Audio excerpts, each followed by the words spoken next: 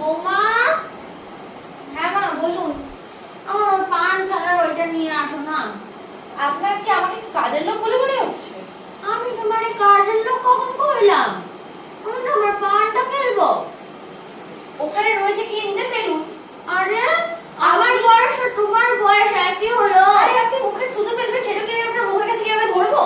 আরে তুমি আমার জন্য এইটুকুনি করতে পারবে না? আমার ছেলে কি তোমার মুখ দেখতে লইয়া এসে আমার বাড়িতে?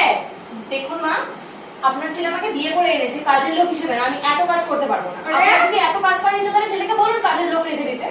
কাজ করতে পারবে না মানেটা কি? হ্যাঁ, তো তুমি কি করবে সারাদিন বাড়িতে বসে? আমার সেবা করবে না তো?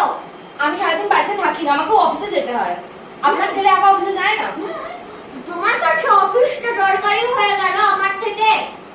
অফিস অফিস আমার কাছে বেশি দরকারি। আপনার সেবা করার দরকার হলে আপনি ছেলেকে বাড়িতে থাকতে বলুন, আমি কেন? তুমি আমার সাথে চোপা করছো কেন? আপনার সাথে ফালতু কথা বলে আমার সময় নষ্ট আমারও তোমার সাথে ফালতু কথা বলে কাম নেই। তুমি যাও, আমার ছোট ভাইয়ের বাড়িটা নিয়ে এসো। হুম, আপনি ভাবেনও মানে সত্যি আমি আপনার জন্য দুধবেলার বালতি আনবো? সিরিয়াসলি আমি কিন্তু বাবু আসলে কয়ে দেবো। বলুন, আমার কি? ছেলে এখন আর আপনার নয়, ছেলে আমার। ওরম মনে হয় আমার বাবু এখনো আমারই আছে। স্বপ্নে